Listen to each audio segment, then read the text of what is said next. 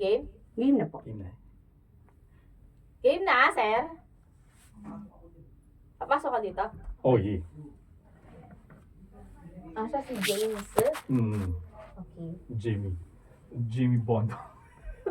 Si Jimmy Saan ba? Bond. Wala ako. Gay friend, madaldal na ipera. O, yan na naman siya. Nervyoso. Game na. Alana. Tapos, Extra lang naman ata ako dyan eh. Makishare na lang ako. Okay, safe. Deliana Story, scene 1. Bukas yan. Special delivery. Bulaklak para sa kaibigan ko may pinakamahabang buhok sa buong universe. Kanina magaling yan. Uy, wait. May card dito eh. Basahin ko. From Marcus. Tapo mo yan. Ayoko niya.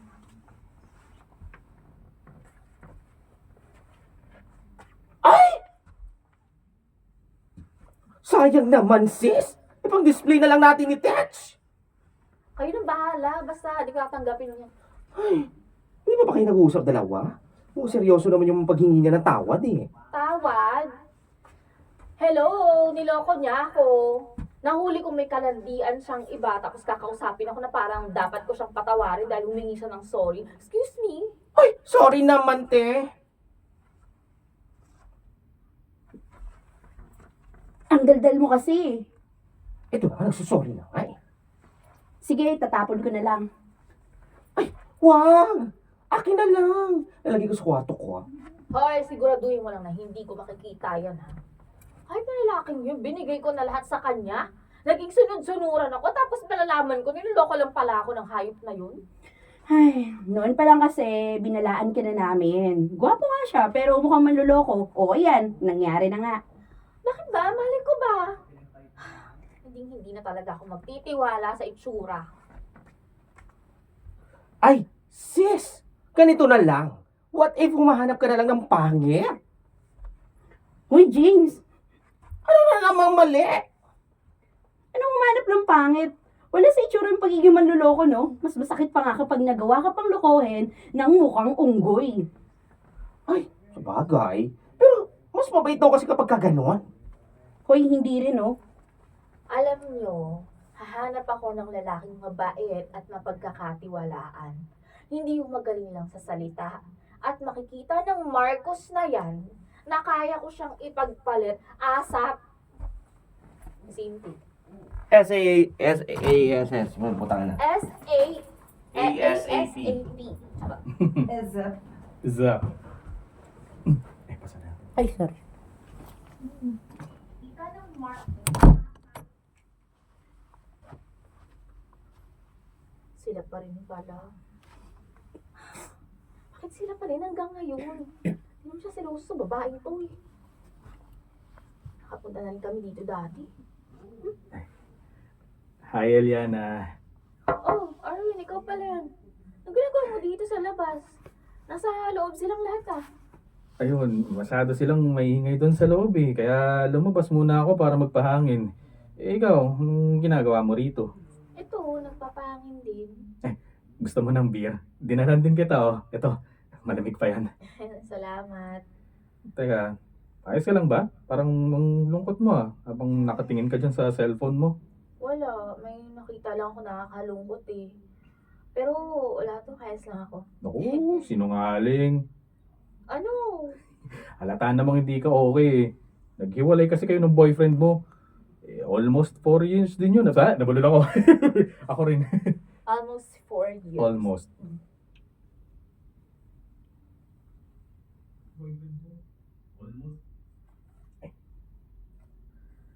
Almost 4 years din yun ha. Kaya alam kong hindi madaling kalimutan yun. Kung magpapakatotoo ba ako sa'yo ngayon, magiging mahina at tanga ba ako sa paningin mo? Naku, syempre hindi. Mas maganda nga yung nagpapakatotoo ka eh. Kesa naman sa umarte kang okay ka, nakalimot ka na pero yung totoo hanggang ngayon ini-stalk mo pa rin siya sa Facebook. Tanga ko, no? Kasi hanggang ngayon, namasa pa rin akong babalikan niya ako eh. Eh, bakit nga pala kayong naghiwalay? Ayun, pinagpalit niya ako sa iba. Sa mas maganda, mas sexy, mas may pagmamalaki na sa iba. Tanga nga. Sabi ko sa'yo eh. Siyang tanga, hindi ikaw. Paano siya eh? Ako nga yung iniwan eh. Ako yung hanggang ngayon umaasa pa rin babalikan niya ako. Tanga yung ex-boyfriend mo kasi pinagpalit ka niya sa iba. Ano pa bang hahanapin niya sa'yo? Wala na. Sinasabi mo lang yan para gumana yung pakiramdam ko eh. Totoo kayo yung sinasabi ko. Alam mo, kung bubuksan mo lang yung mga mata mo at aalisin mo yung tingin mo sa ex-boyfriend mo, makikita mo na maraming nagkakagusto sa'yo. Halos lahat kaya ng lalaki sa office yung gustong ligawan. Iba naman habol ng mga yun sa akin eh. Gusto ko kasing seseryosohin ako eh. Yung mamahalin ako ng sobra. Yung kapakipakilala sa pamilya. Maniwala ka kasi na ganun kang babae para ganun din ang iparamdam sa'yo ng lalaki. Ano naman yung ginagawa ko eh. Pero, hindi na siguro talaga ako makakahanap ng lalaking seseryoso sa akin, no? Imposibleng mangyari yun. Makakalimutan mo rin yan. Maniwala ka sa akin. Makakahanap ka rin ng mas higit sa kanya. Scene 3. Pasok.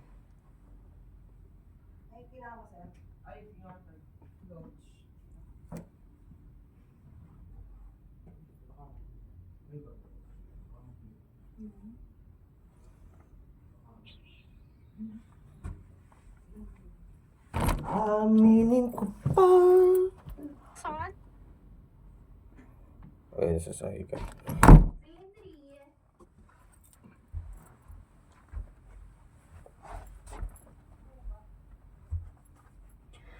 3. Ang sarap talaga dito sa kwarto mo, dito sa bahay.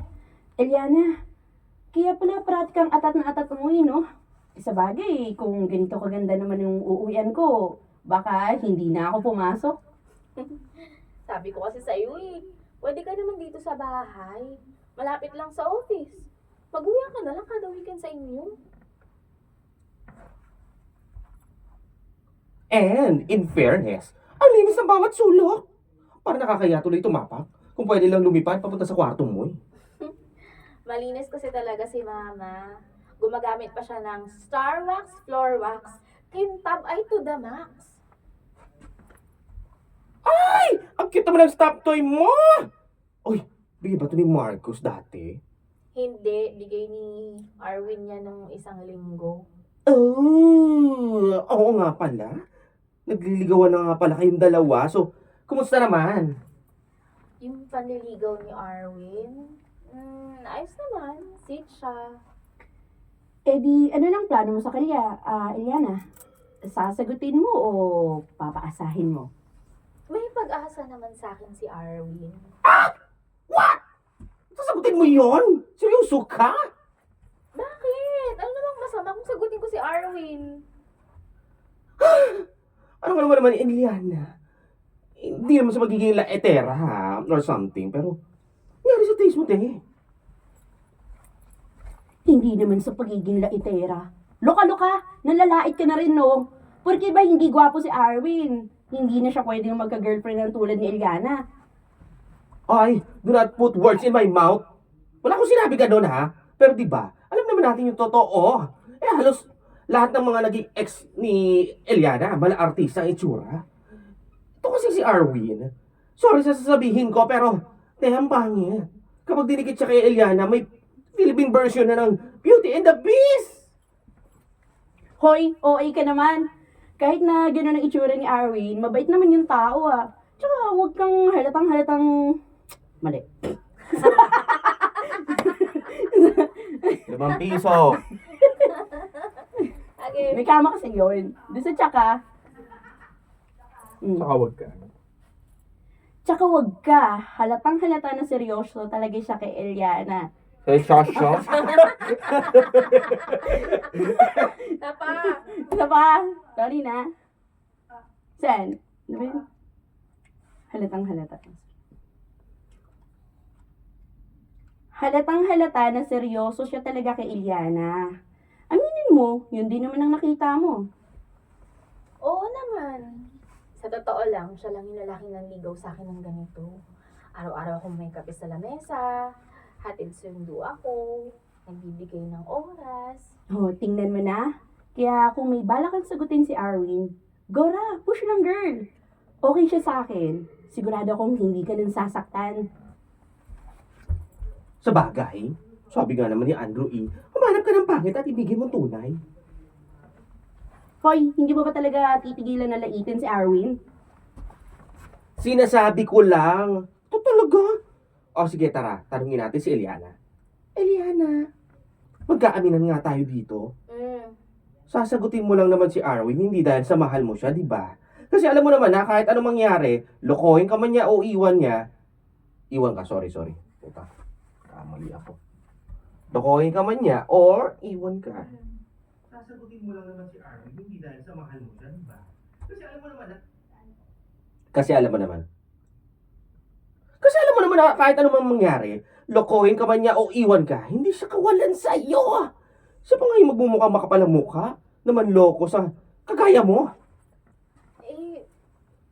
Hindi lang naman yun eh. Siyempre, nababaitan din naman ako kay Arwin. Yun na kaya yung. Sorry, mali ako. Isa pa. Babaitan din naman ako kay Arwin. Yun na kaya yung pinakamabait na taong... Yun na kaya yung pinakamabait na taong nakilala ko. Oo nga. Tsaka alam mo, kapag yung si Arwin nagpakinis na mukha at nagpaputi, naku, gwapo rin kaya yun. Yun ay kung kaya niya. Ano bang meron kay Arwin? Ba't ayaw mo sa kanya, girl? Kasi nga hindi siya bagay sa iyo. Fest pa lang, walang-wala na. Sadyang laitera ka lang talaga. Sandali lang, te ha. May sasabihin pa ako. Oh, alam mo ba kung bakit ayoko dyan si putang ina ka? Ayaw na talaga kay Arwin. Alam mo ba kung bakit ayaw ko dyan sa Arwin na yan para sa'yo? Bakit nga? Okay. Oo, hindi ka dyan sasaktan. Pero, kanino ako kinakabahan sa inyong dalawa? Sa'yo. Sa'yo, te. Ba't ako? Kasi hindi mo naman talaga yan gusto. Ano ka ba, nagpapaligaw ka lang kasi iniisip mo na hindi ka sasaktan ng lalaking yon. Pero ikaw, kaya mo siyang palitan. Kaya mo siyang iwanan nang hindi ka nanghihinaya. Kaya kahit ayaw mo, magsasettle ka na lang for less. Siya kaya? Safe ba kaya ang puso niya sa'yo? Ano? Tingnan mo na. Nakuha mo yung punto ko, di ba? Nagpapaka-play safe ka, te. Kahit sino naman kasing babae na sinaktan at niloko, gagawin din yung ginagawa mo. Nandun ka sa taong hindi ka sasaktan kahit alam mo naman talagang hindi ka mahal. Hindi mo mahal. Hindi mo mahal, baliktad. Puta naman, Hindi ka sasaktan kahit... Gano'n. Syempre, nandun ka sa taong hindi ka sasaktan kahit alam mo naman na hindi mo mahal. Scene 4. Wait lang, post. Wait lang, post part 2.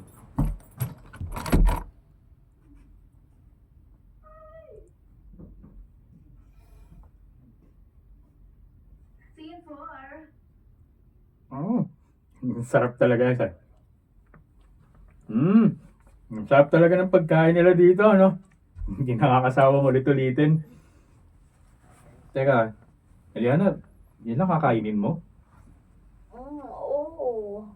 Ano ka ba? Parang hindi ka pa nasanay sa akin na konti talaga akong kumain.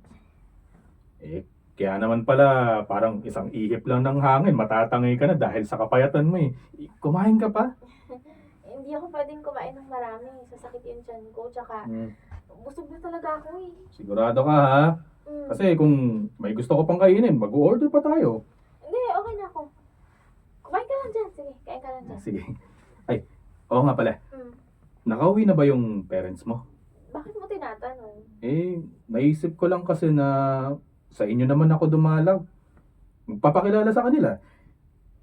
Walang buwan na tayo, babe, pero kahit mga kapatid mo, hindi ko pa nakikilala sa personal eh. Oo nga pala. Ano kasi, hindi pa sila nakakauwi. Ha? Bakit naman? May aasikasuhin pa daw sila doon, kaya baka magtagal sila bago makauwi. Ah, ganun ba? Eh, sige, ayos lang. Basta sabihan mo na lang ako kapag nandyan na sila. Gustong gusto ko kasi lang... Ah! sorry. Gustong gusto ko kasi lang... sabihan mo na lang ako kapag nandyan na sila. Gustong gusto ko kasi silang makilala. Gustong gusto ko kasi silang makilala. Bakit? Anong bakit? Syempre, boyfriend mo ako. Lahat ng mga taong nasa mundo mo, gusto kong makilala. At ganun din ang gusto kong mangyari sa'yo.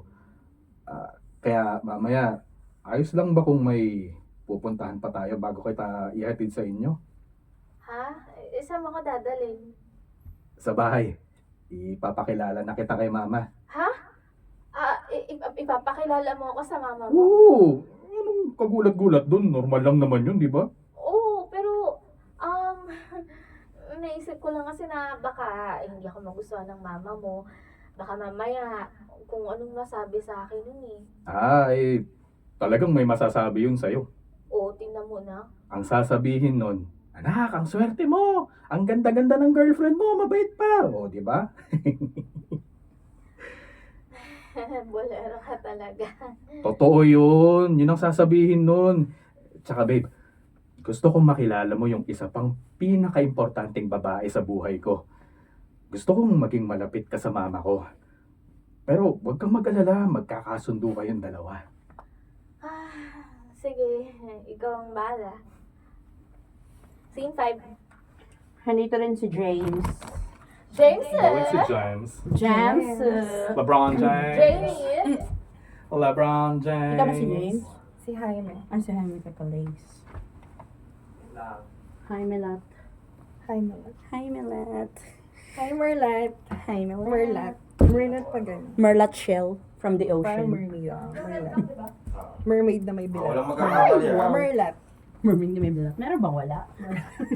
Walang magkakamali. Boy, well, something.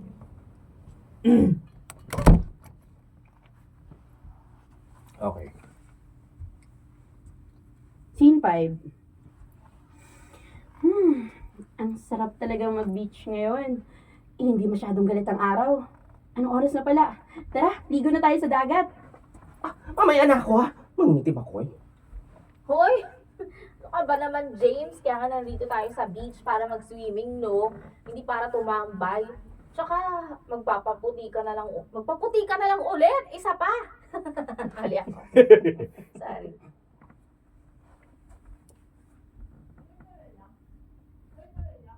Pick up. Pick up. Tsaka Tsaka magpaputi ka na lang ulit? Ayoko nga! Ang hirap-hirap magpaputi. Kung gusto nyo umitim, sige, mag-swimming na kayo ron. Dito na lang kami ni Arwin.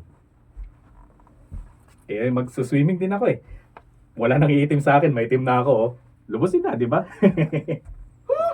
Kung nasan talaga si Iliana, nandun ka rin.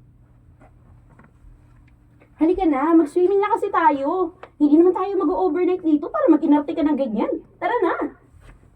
Oo nga, para masulit naman natin. Ay, naku. Kainis. Ay!